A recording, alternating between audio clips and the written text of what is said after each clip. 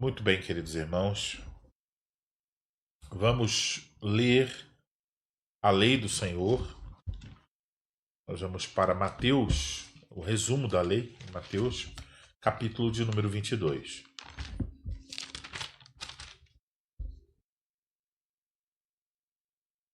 Nós vamos ler do versículo 34 até o versículo 40.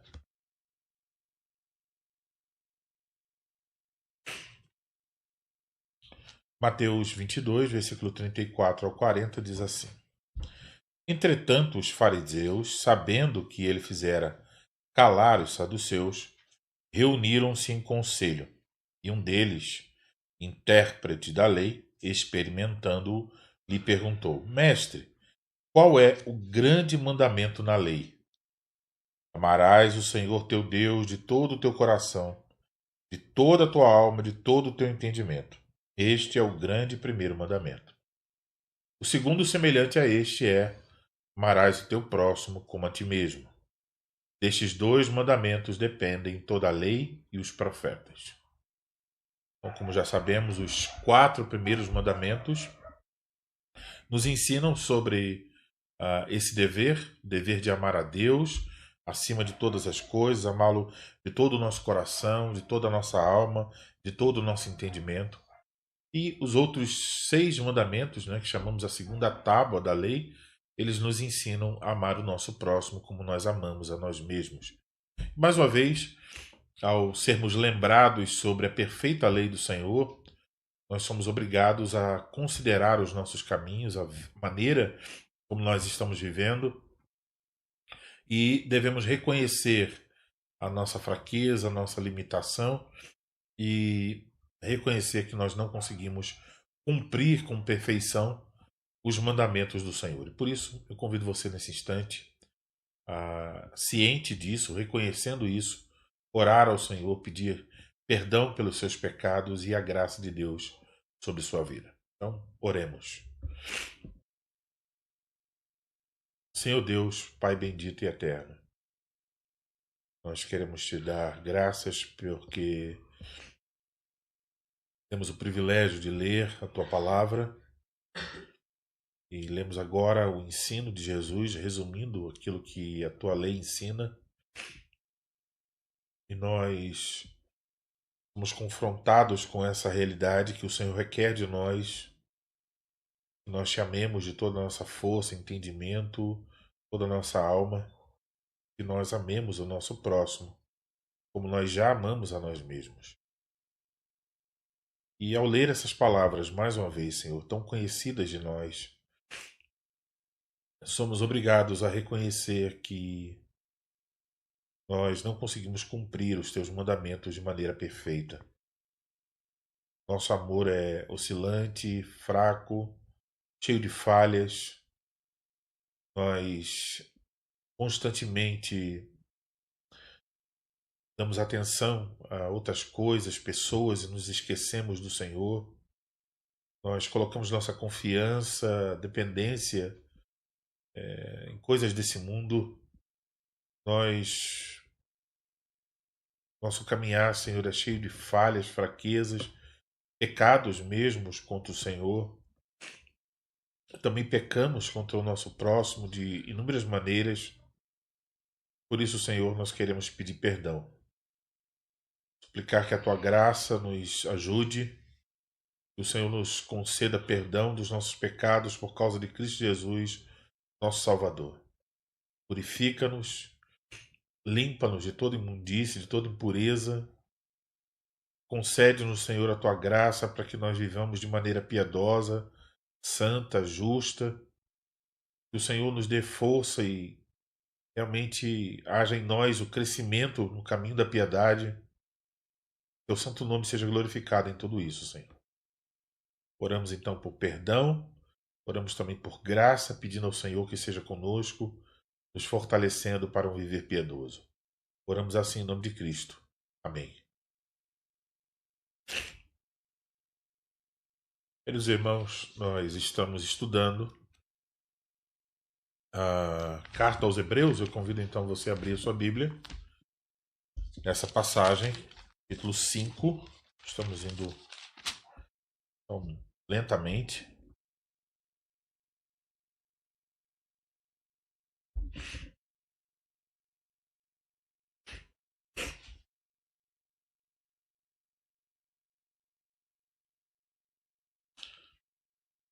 Nós estamos no capítulo 5 e o texto de hoje são os versículos 7 a 10, mas eu vou começar a leitura a partir do versículo 1.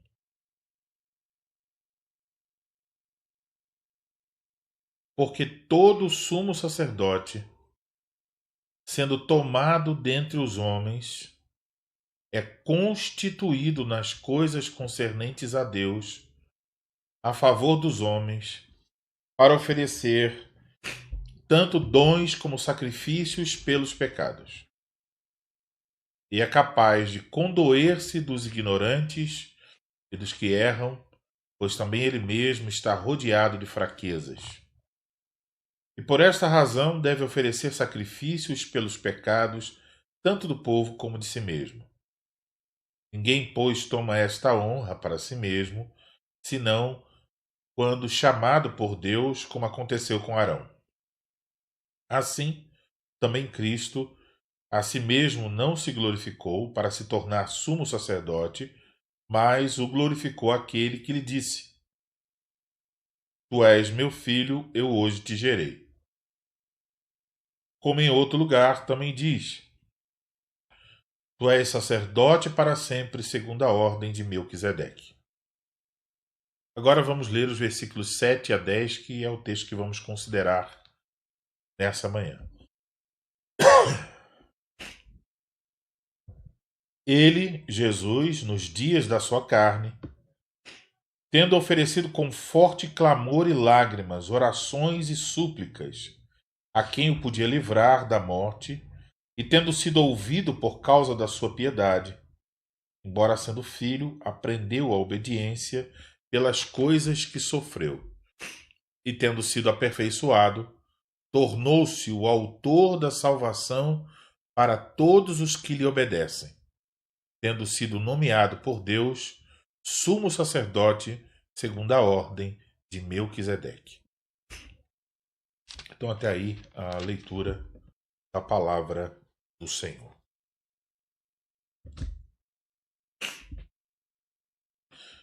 O tema que eu escolhi para essa manhã é a fonte da nossa salvação, para falar do Senhor Jesus Cristo, então, como a fonte da nossa salvação. E quando falamos de salvação, então, uma pergunta importante concernente a esse assunto é sobre o modo como ela acontece. Como cristãos reformados, isso certamente nos leva a pensar sobre a doutrina da justificação pela fé. E então devemos também considerar aquilo que foi colocado, que é colocado em oposição a essa doutrina dentro do cristianismo, que seria então a perspectiva católico-romana ou a perspectiva romanista a respeito da justificação pela fé. Então, ainda lá na época da Reforma, no Concílio de Trento, em janeiro de 1547, a Igreja Romana condenou oficialmente aquilo que os protestantes creem sobre a justificação pela fé.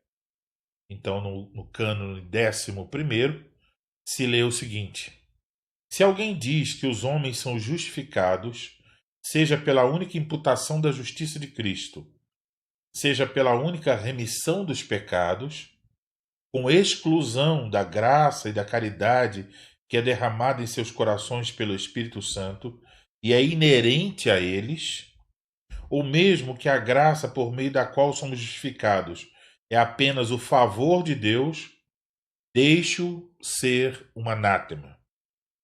Então isso quer dizer que a Igreja Romana considerou como debaixo de maldição todos aqueles que confessam a doutrina da justificação pela fé somente. O que eles estavam alegando é a doutrina de que alguém é justificado com base nos frutos da sua vida, da sua bondade, do seu amor.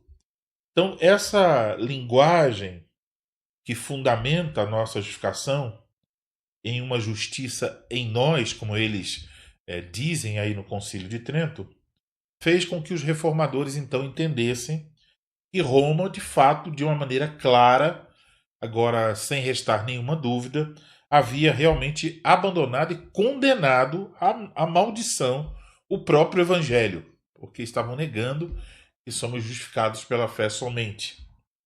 E o que o Concílio de Trento amaldiçoou foi precisamente aquilo que os reformadores ensinaram como algo central para a religião cristã. Então eles estavam ali realmente mostrando de maneira clara a posição totalmente diferente da Igreja Romana em relação àquilo que os reformadores estavam pregando.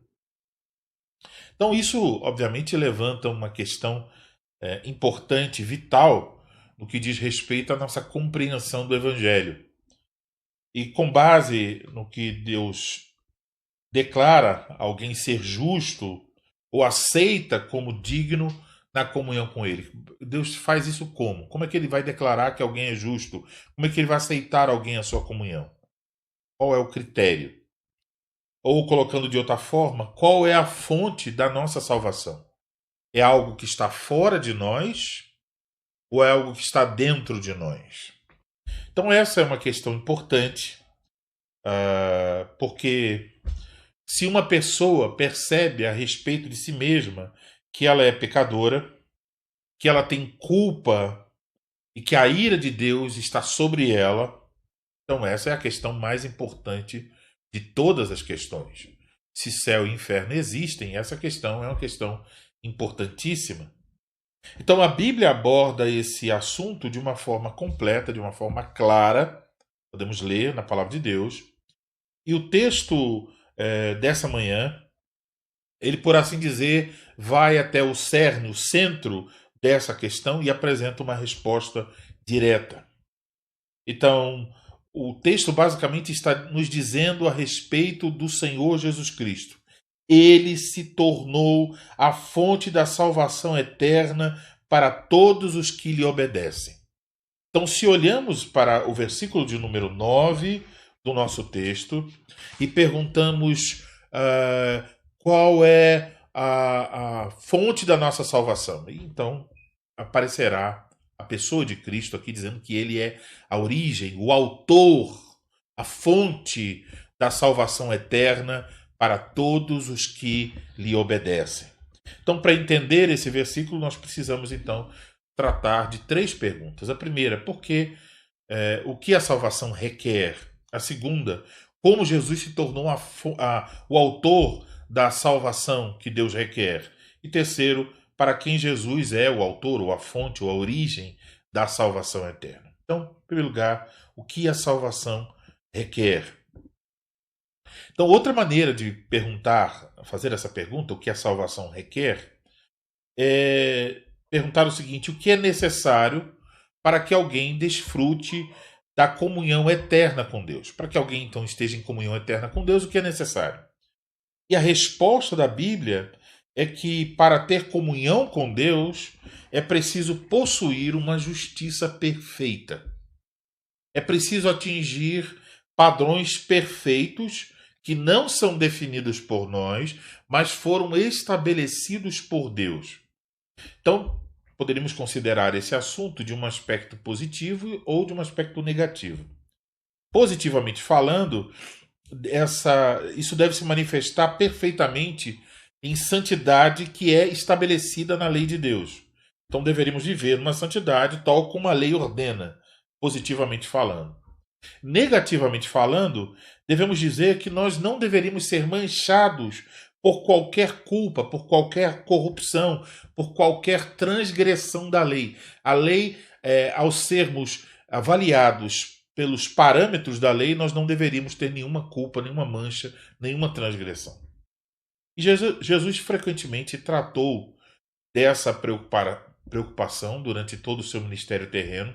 Por exemplo, você lembra aquela passagem que um jovem rico se aproximou de Jesus e disse: Mestre, o que eu devo fazer, né? O que eu devo fazer de bom? Que boa ação eu devo fazer para ser salvo, para ter a vida eterna? E o que Jesus respondeu? Se queres entrar na vida eterna, guarda os mandamentos. Depois temos um especialista da lei, fez a Jesus a mesma pergunta. Mestre, o que eu devo fazer para herdar a vida eterna? E Jesus disse, o que está escrito na lei? E o homem respondeu, amarás o Senhor teu Deus com todo o teu coração, com toda a tua alma e com todas as tuas forças, com toda a tua mente, ao teu próximo como a ti mesmo. E aí, faça isso e você viverá. Foi o que Jesus disse para esse homem, lá em Lucas capítulo 10. Então, a base da salvação é a justiça. Alguém, para ser salvo, tem que ser justo. Tem que ter alguém, positivamente falando, vivendo em santidade perfeita, de acordo com o que a lei ordena, e negativamente falando, não deve ter nenhuma culpa, mancha ou corrupção ou transgressão dessa lei. Então, ser justo diante de Deus é guardar perfeitamente a lei de Deus. Isso significa defender os padrões de Deus, não só no que diz respeito às ações, às questões externas, mas viver de acordo com esse padrão de Deus, a lei, também no que diz respeito aos pensamentos, ao coração, a parte mais íntima do nosso ser. Então, tanto o jovem, rico, quanto aquele mestre da lei, eles estavam pensando acertadamente quando estão pensando sobre essa perspectiva da necessidade de justiça. Mas eles erraram ao alegar ao pensar que eles poderiam alcançar essa justiça por si mesmo. Por essa razão é que Jesus então rejeitou os dois. O caminho não é esse, né? O caminho da autojustificação. Então, o padrão claro é esse padrão declarado pela lei de Deus. Isso é repetido por todo no Novo Testamento também, quando o próprio Deus, quando o apóstolo Pedro repete as palavras do próprio Deus. Sereis santos, porque eu sou santo. Então, Deus requer de nós uma justiça perfeita, uma santidade perfeita. E aí, então, nós devemos nos lembrar daquela parábola do banquete do casamento que o Senhor Jesus Cristo nos contou. Então, um homem tentou infiltrar-se na festa do rei. Vocês devem lembrar que o rei mandou convidar as pessoas importantes e as pessoas importantes do seu reino rejeitaram ir para a festa. Então ele mandou convidar as pessoas miseráveis, os coxos, os doentes, os maltrapilhos, e eles foram. Porém, para adentrar na festa, eles nupcial. E o homem ficou sem palavras. Então o rei disse aos seus assistentes: amarrem-o de pés e mãos e lancem-o nas trevas exteriores. Naquele lugar haverá choro e ranger de dentes. Isso está em Mateus capítulo 22. Então isso quer dizer que Deus requer de nós que nós sejamos revestidos de uma justiça perfeita, senão ele não nos aceitará na sua presença.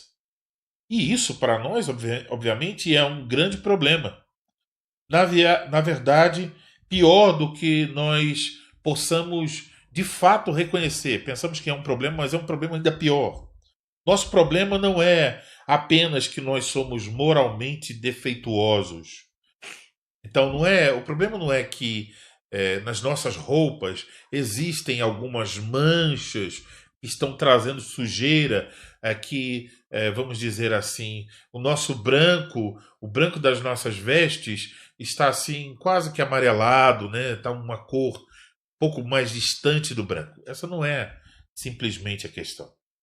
O fato é que nossas roupas estão negras, estão sujas, imundas, porcas, terrivelmente apodrecidas. Então as pessoas acham difícil aceitar isso hoje, mas a Escritura ensina isso claramente, a condição do homem sem Cristo. O apóstolo Paulo disse em Romanos capítulo 3, versículo 10, ninguém é justo, não há nenhum justo. Então as pessoas não gostam de ouvir isso, mas enquanto estiverem diante de Deus, quando elas forem colocadas na presença de Deus, não haverá como fugir dessa realidade. Basta olhar para o que a Bíblia ensina a esse respeito. Podemos começar com Gênesis capítulo 3, onde o mesmo homem que conversava com o Senhor Deus na viração do dia, quando o Senhor o visitava no jardim do Éden, depois de haver pecado, ao ouvir a voz do Senhor, imediatamente Adão e Eva se esconderam de Deus. Eles tentaram se proteger por causa de perceberem que agora eles não tinham mais esse acesso à presença de Deus. Podemos lembrar de um homem chamado Jó. Ele falou muitas coisas durante todo o seu livro, até com uma certa ousadia, ah, durante aquele seu sofrimento. Então, no final do livro, Jó diz as seguintes palavras: Eu te conhecia só de ouvir, mas agora meus olhos te veem. Por isso, abomino e me arrependo no pó e na cinza. Então, quando Jó é confrontado com a glória do Senhor, no final do livro, ele não está mais disputando com Deus, ele não está mais inquirindo a Deus porque isso lhe aconteceu, ele não tem mais perguntas, ele tem apenas o reconhecimento. Eu sou pó, me abomino e me arrependo no pó e na cinza. E o grande profeta Isaías, ao ver a glória do Senhor revelada no capítulo 6, disse: Ai de mim, estou perdido. Então, quando ele viu a glória da santidade de Deus, ele concluiu: eu vou morrer, eu estou perdido. Como eu posso estar vendo a glória do Senhor? E o mesmo aconteceu com o apóstolo João. Vocês lembram João, o apóstolo, alguém bem íntimo do Senhor Jesus Cristo, até a ponto de colocar a sua cabeça no peito do Senhor Jesus Cristo? Um homem jovem naquela época, então alguém bem novo, era provavelmente um dos mais novos entre os apóstolos, e João então tinha tanta intimidade com o Senhor. Mas quando João viu o Senhor no livro do Apocalipse, em sua glória, ele caiu como se estivesse morto. Então isso mostra quando o homem é confrontado pela glória do Senhor, ele não vai ter uma atitude como se lê em alguns livros que pretendem ser livros que dizem como o Senhor se revelou a mim e tal, mas são livros de ficção, são livros mentirosos. Estão dizendo, por exemplo, eu estava fazendo a minha barba e o Senhor Jesus Cristo estava aqui, ou estava assistindo televisão, um jogo, e Jesus sentou do meu lado para assistir comigo. Essas pessoas não têm a mínima noção de quem seja o Senhor e elas não conhecem o que a Bíblia diz. Olhe para João, o apóstolo, caindo como morto ao ver o Senhor Jesus Cristo glorificado.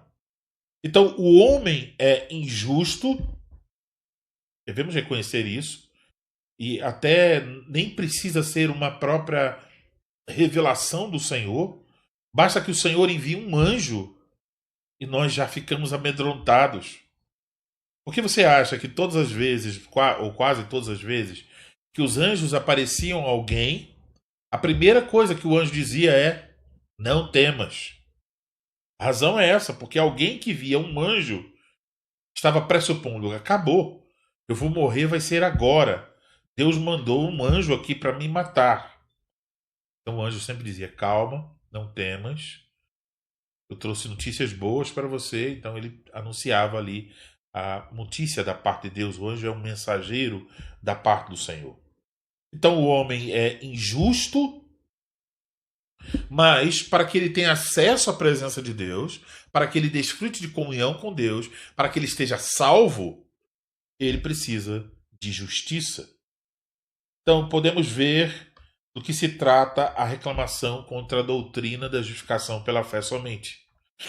Então é correto dizer que nós não podemos nos apoiar em uma ficção jurídica. É assim que os romanistas falam da doutrina da justificação pela fé que nós confessamos. Eles dizem isso aí, essa doutrina é uma ficção jurídica.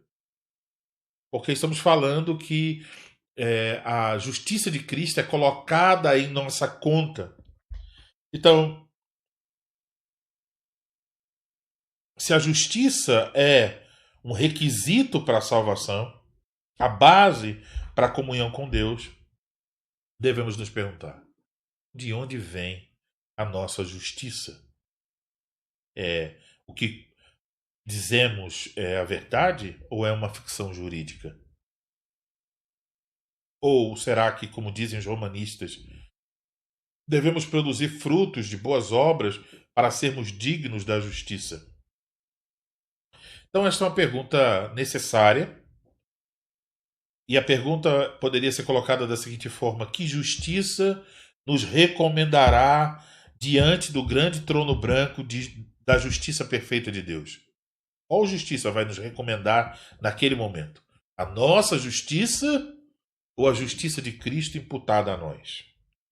Então, a resposta católica romana, e também a resposta de muitas outras pessoas que negam a justificação pela fé, é que deve haver uma justiça dentro de nós.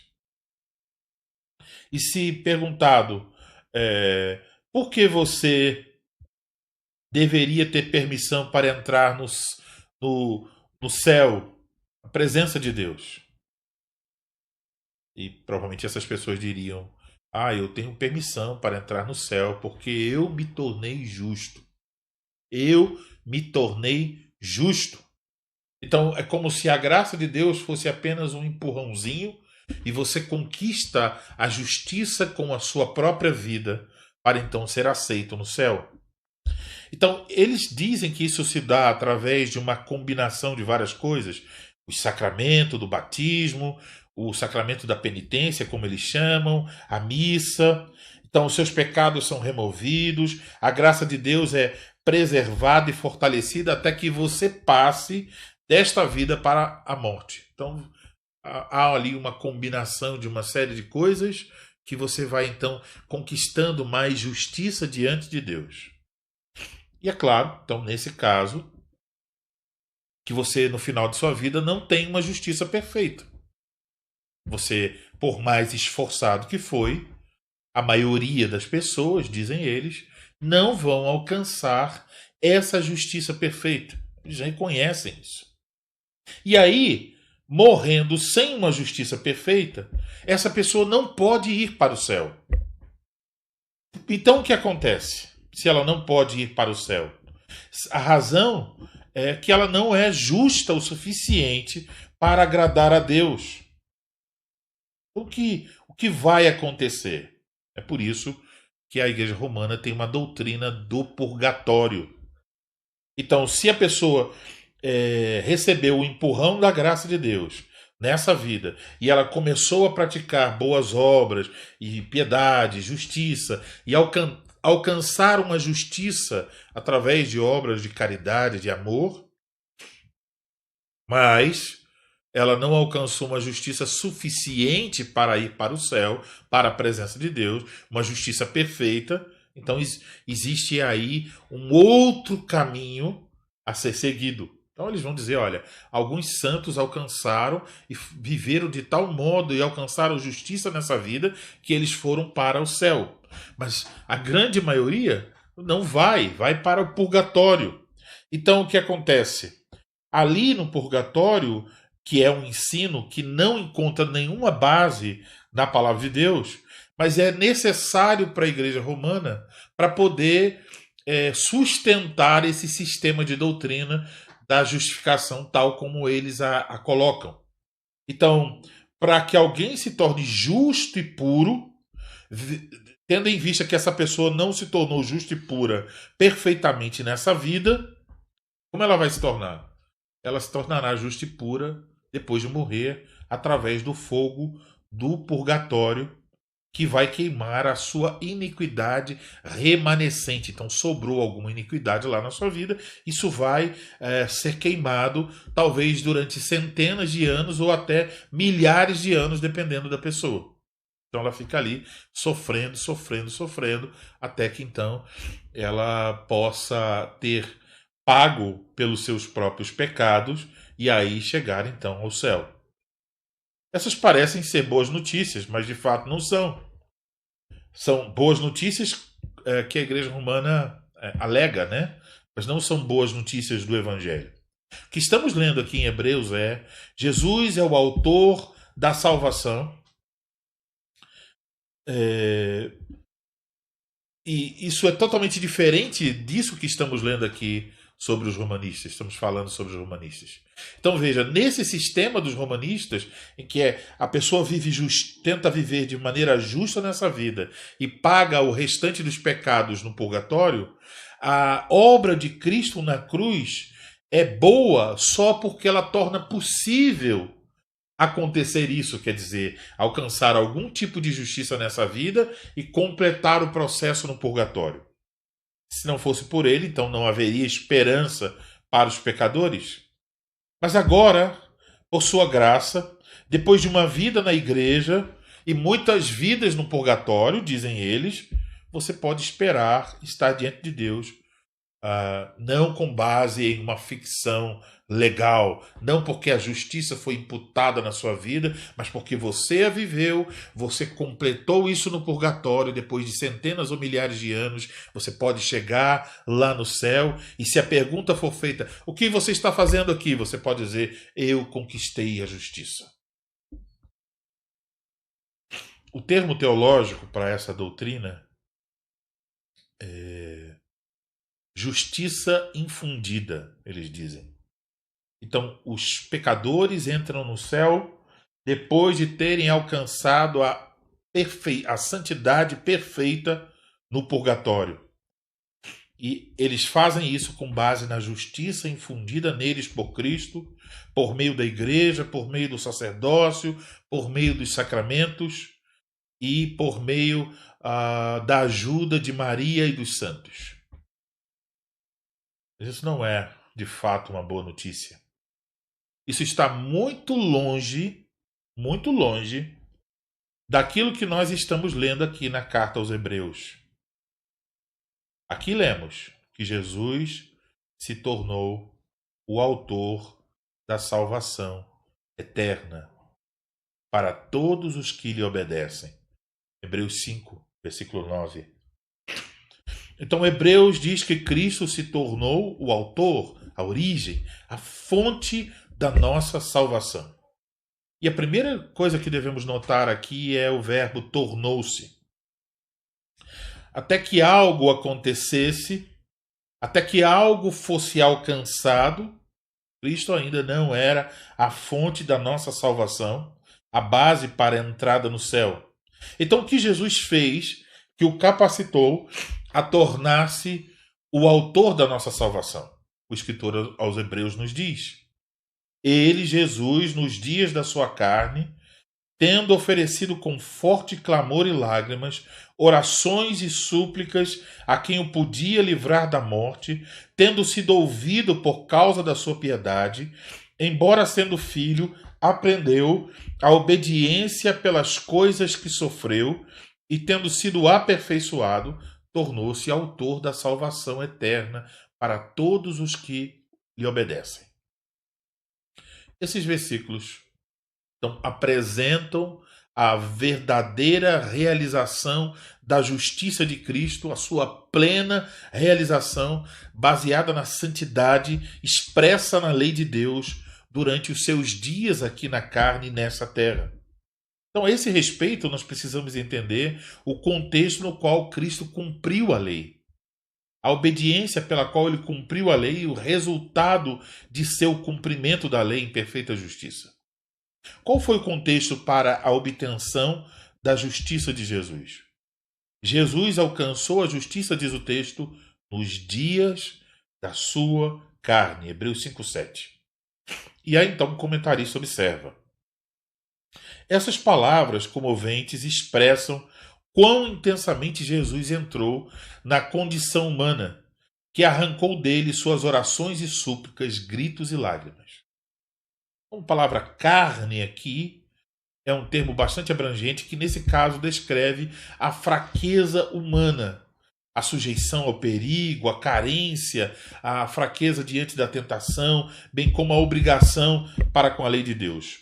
E João nos diz: o Verbo se fez carne e habitou entre nós. João capítulo 1, versículo 14.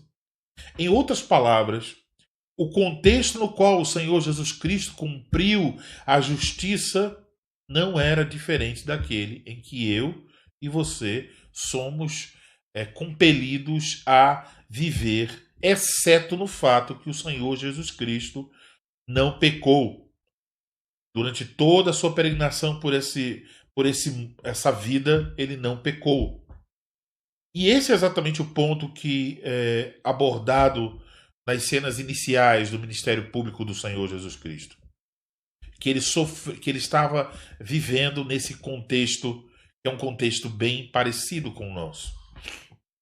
Por exemplo, começando no seu batismo, depois tendo a sua tentação no deserto. Então, João Batista estava chamando pecadores ao arrependimento. Mas de repente apareceu o Senhor Jesus para ser batizado. Vocês sabem, João ficou chocado com essa ideia. Ele não podia conceber que Jesus seria batizado por ele. Alguém sem pecado, de fato, estava ali. Aquele que não havia, aquele que tinha dito, olha, vai aparecer um maior do que eu. Agora estava olhando para esse maior do que ele. E aí então lemos no Evangelho de Mateus, por esse tempo, dirigiu-se Jesus da Galiléia para o Jordão a fim de que João o batizasse. Ele, porém, o dissuadia, dizendo, eu é que preciso ser batizado por ti, e tu vens a mim?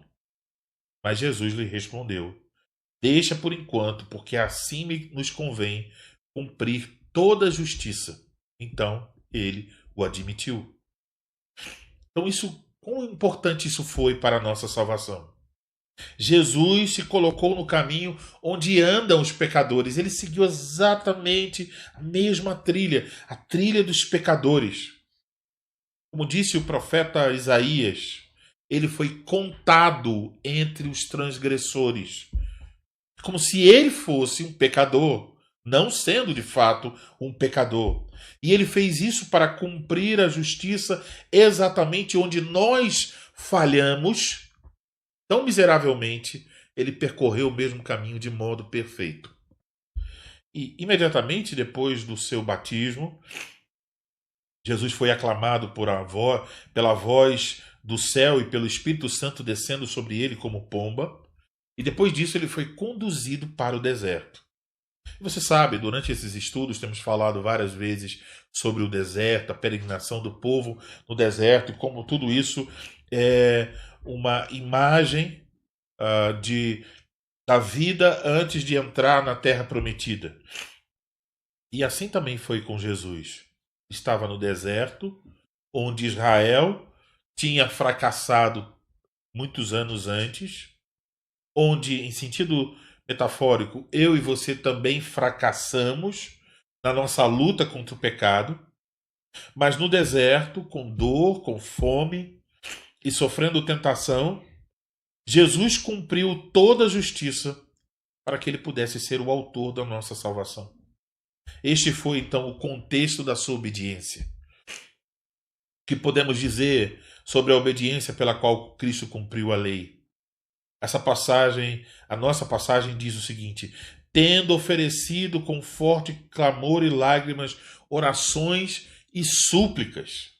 Então, no deserto, Jesus não comeu nada por 40 dias, o mesmo número de anos que Israel foi tentado e falhou, resmungando, se revoltando contra o maná que Deus providenciara do céu.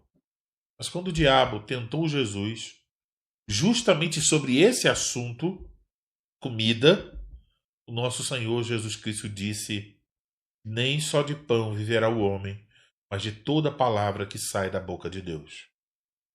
Jesus enfrentou todas as provações de Satanás, sem dúvida, muitas vezes orando e clamando a Deus por ajuda. Ele não pecou em pensamento, nem em palavras, nem em ações, estando sob as tentações mais graves do que qualquer um de nós possa vir a conhecer. Deus o ouviu, não apenas porque ele era o seu único filho, mas também, diz Hebreus, por causa da sua piedade. E no versículo 3 deste capítulo, capítulo de número 5 de Hebreus, nós fomos informados que os sumos sacerdotes de Israel ofereciam sacrifícios pelos seus próprios pecados. Só então Deus ouvia as suas orações e recebia o seu ministério. Mas Jesus não chamou o Pai com base no sangue de touros ou bodes. Não. Toda a vida do Senhor Jesus Cristo, e especialmente a sua obediência nos eventos que cercaram a sua morte terrível, foi uma oferta de sacrifício que o consagrou como nosso sumo sacerdote. Um comentarista escreveu: Jesus aprendeu por experiência o que a obediência implica por meio de sua paixão, a fim de alcançar a salvação e se tornar totalmente qualificado para o seu ofício de sumo sacerdote eterno. Suas orações e ministério são então recebidas por Deus por causa da sua piedade constante e da sua perfeita obediência. Então, se há uma coisa no Novo Testamento que enfatiza-se sobre a vida do nosso Senhor Jesus Cristo, é essa: que durante toda a sua vida, o Senhor Jesus Cristo obedeceu sempre perfeitamente a seu Pai em todas as coisas, nunca pecando contra Deus, nunca falhando diante de seu Pai, nunca caindo sob a condenação da lei. Foi profetizado antes de sua vinda. Isaías disse: a justiça será o cinto dos seus lombos e a fidelidade o cinto dos seus rins. Isaías 11, versículo 5. Jesus afirmou isso abertamente. Diante dos seus acusadores, ele disse: qual de vocês me convence de pecado? E eles não puderam. Mesmo quando trouxeram perante Pôncio Pilatos, que era o governante insensível, mesmo esse homem, ele foi forçado a admitir a inocência do Senhor Jesus. Ele disse: não encontro culpa nele.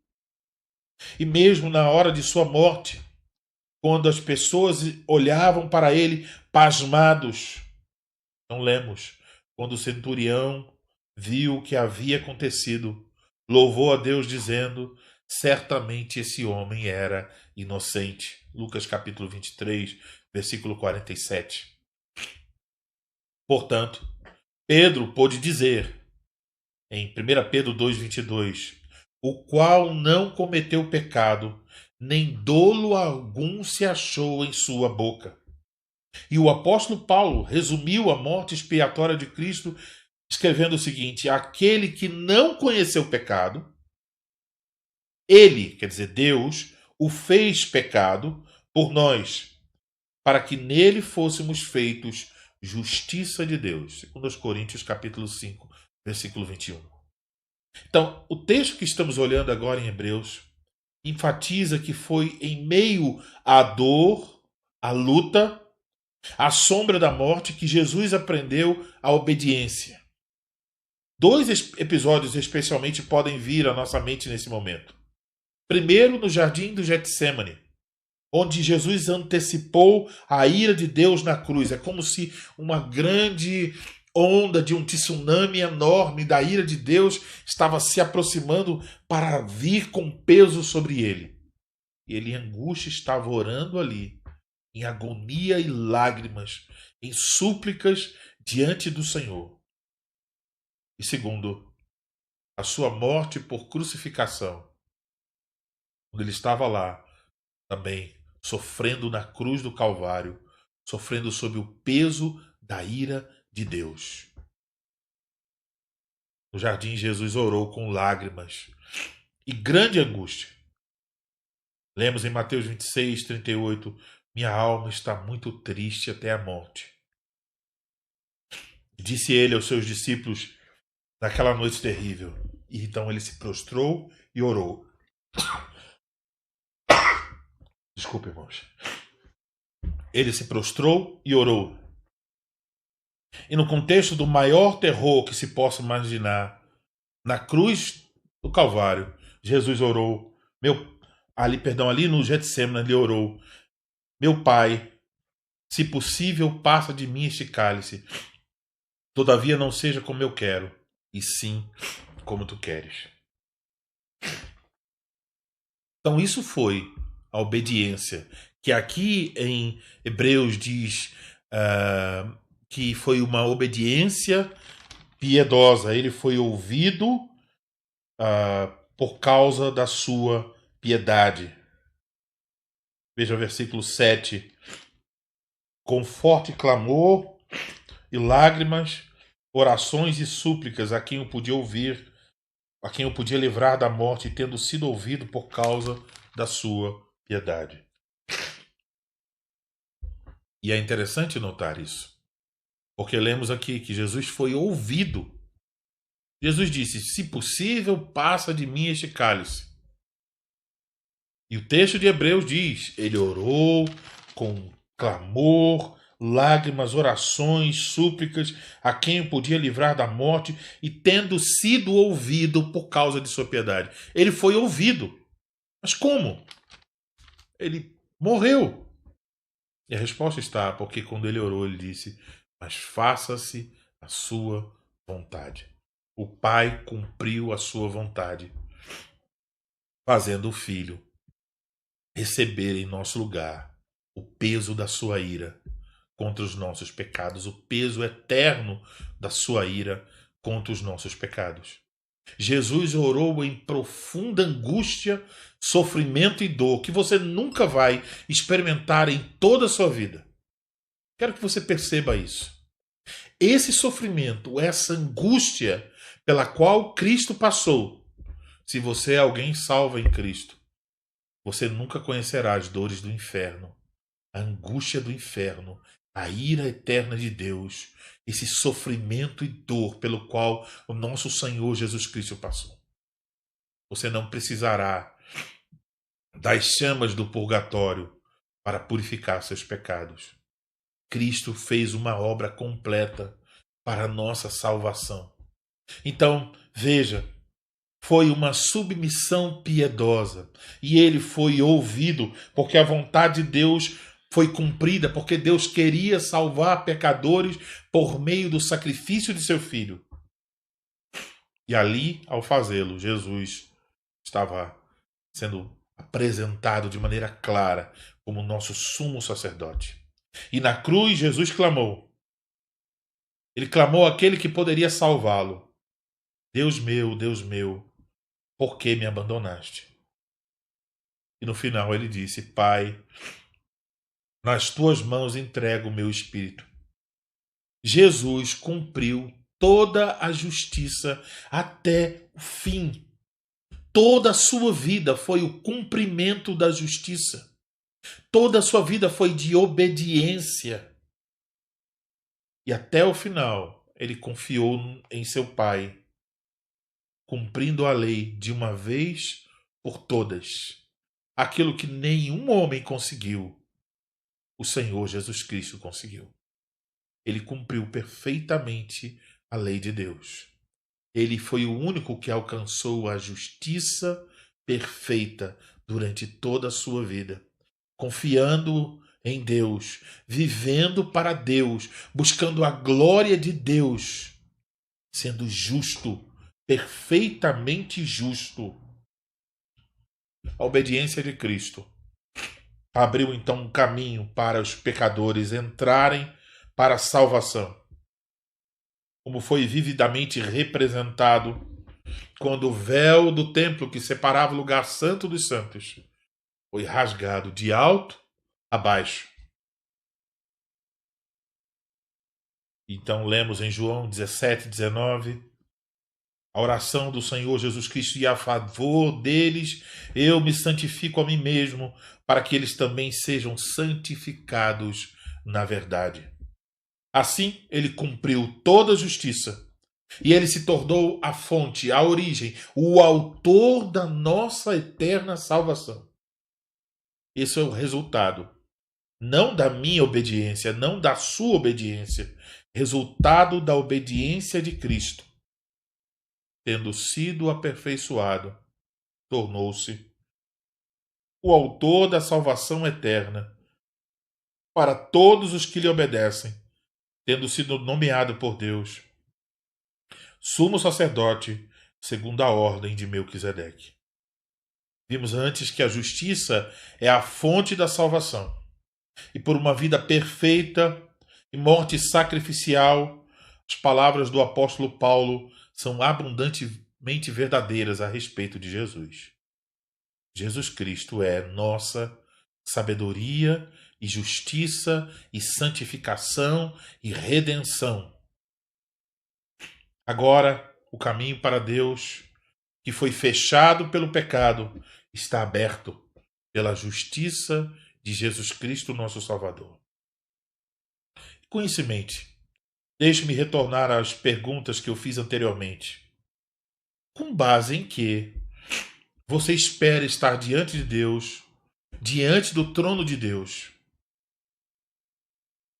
O que você dará como resposta à pergunta por que você deveria entrar no céu? E certamente a sua resposta não deveria ser: eu chego aqui com minha própria justiça? A justiça que eu tenho agora, a justiça que eu terei no futuro? Não. Sua resposta não pode ser essa. Sua resposta deve ser: chego aqui porque eu me revesti da justiça perfeita que Cristo conquistou para mim. É isso que queremos dizer com a justificação somente pela fé. Não é que a nossa fé nos torna justos.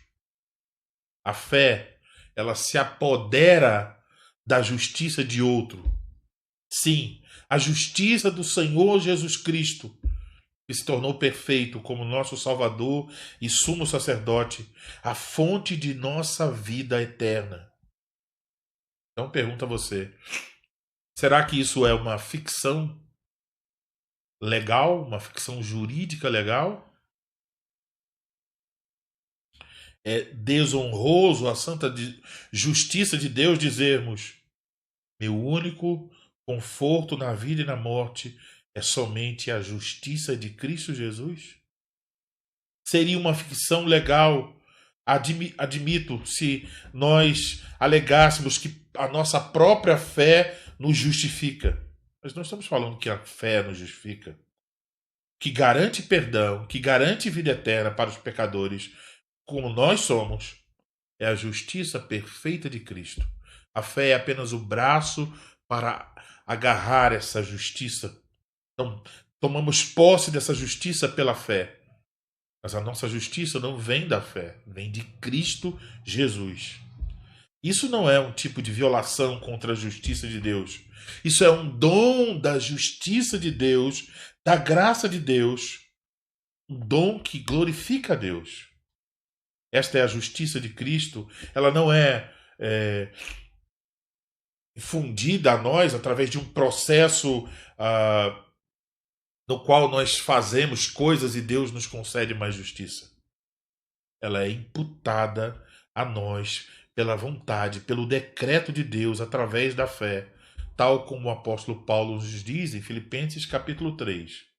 Então, longe de reivindicarmos qualquer mérito próprio, Paulo disse: sim, deveras considero tudo como perda, por causa da sublimidade do conhecimento de Cristo Jesus, meu Senhor, por amor do qual perdi todas as coisas e as considero como refúgio, para ganhar a Cristo e ser achado nele, não tendo justiça própria que procede da lei, senão a que é mediante a fé em Cristo Jesus, a justiça que procede de Deus, baseada na fé.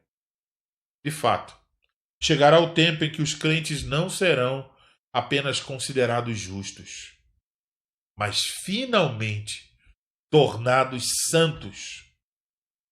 Esta é uma obra que está ocorrendo agora, através do processo que Deus está realizando em nós, um processo de santificação, pelo qual aqueles que foram justificados em Cristo Jesus estão sendo tornados santos de maneiras práticas.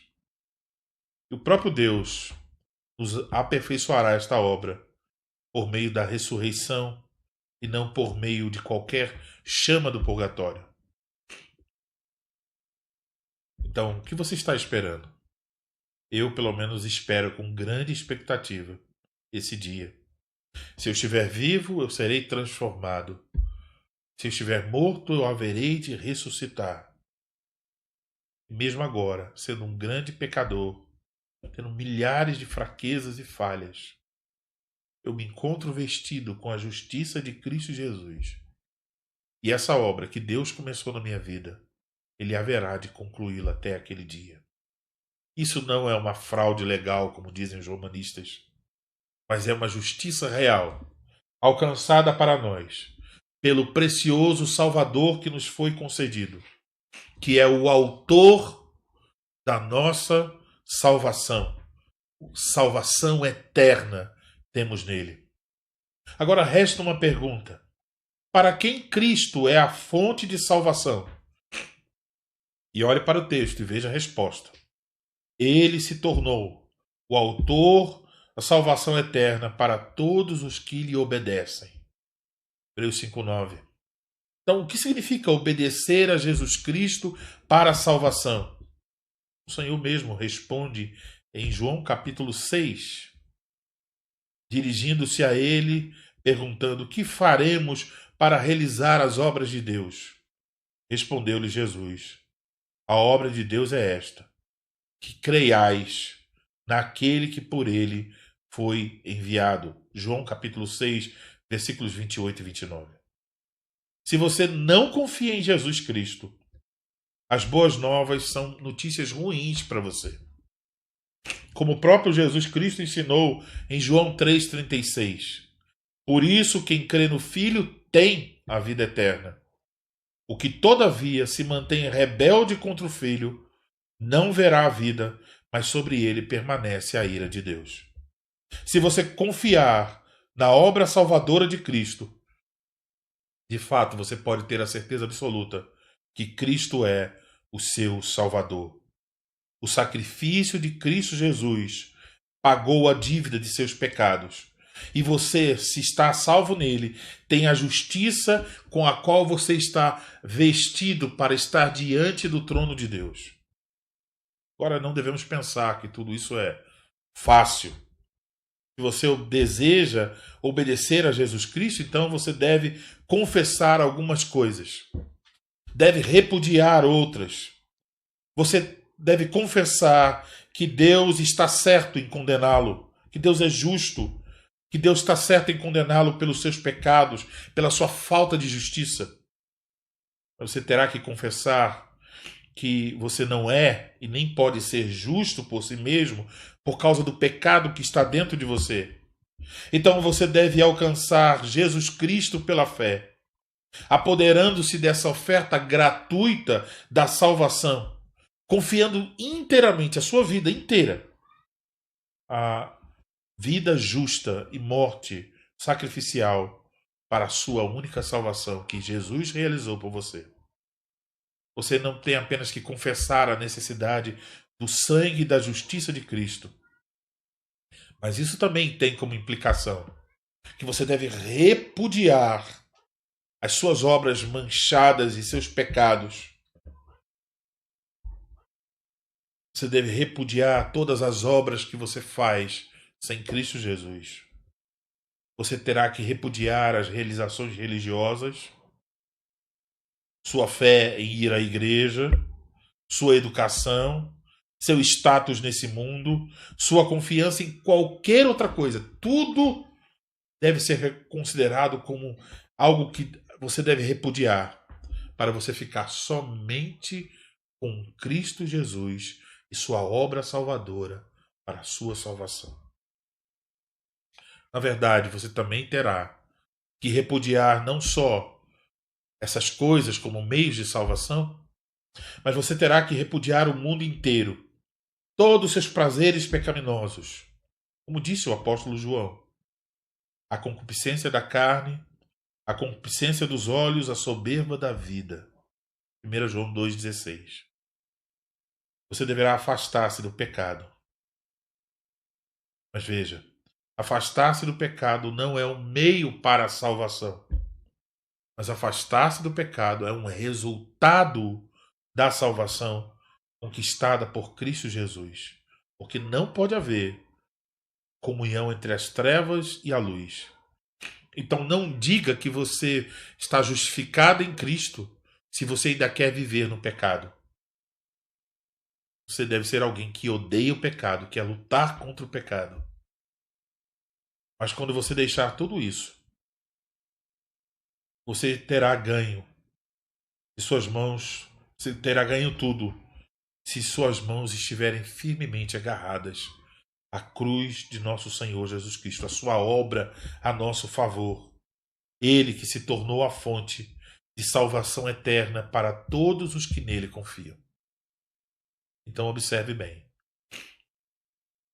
Não é as obras que você faz, é o que Cristo fez por você. Então não invente um sistema de salvação parecido com o da Igreja Romana, em que você continua imaginando que precisa pagar pelos seus pecados. Não fique ressuscitando seus pecados. Eles foram perdoados. Você está coberto pela justiça de Cristo Jesus.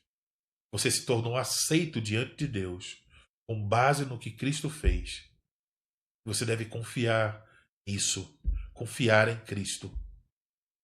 Porque se você confiar em você mesmo, você nunca alcançará os céus, você nunca estará diante de Deus. Não existe outro caminho. O purgatório, sim, é uma ficção inventada pelos homens que querem ter a sensação de que eles podem fazer algo para alcançar a justiça diante de Deus. Mas o Evangelho proclama o que Cristo fez para a nossa salvação. Então, confia nele. Todos os seus pecados são perdoados nele. E a justiça que você possui, a justiça que lhe daria entrada agora mesmo se os céus se abrissem para você, é a justiça de Cristo Jesus. Quando a tentação de confiar em si mesmo bater a porta, pergunte-se se agora eu estivesse chegado aos portões celestiais e me fosse perguntado: estás aqui por quê? O que eu diria? Você confessaria: estou aqui porque fui revestido da justiça perfeita de Jesus Cristo, o meu Salvador. Que Deus te ajude a confiar sempre em Cristo. E aí, então, salvo em Cristo Jesus, revestido da justiça de Cristo Jesus, você possa continuar lutando contra o pecado, vivendo uma vida santa e piedosa, que é fruto dessa salvação eterna, da qual Jesus Cristo é o autor. Que Deus te abençoe e te conceda isso, para a glória do nome dele. Amém.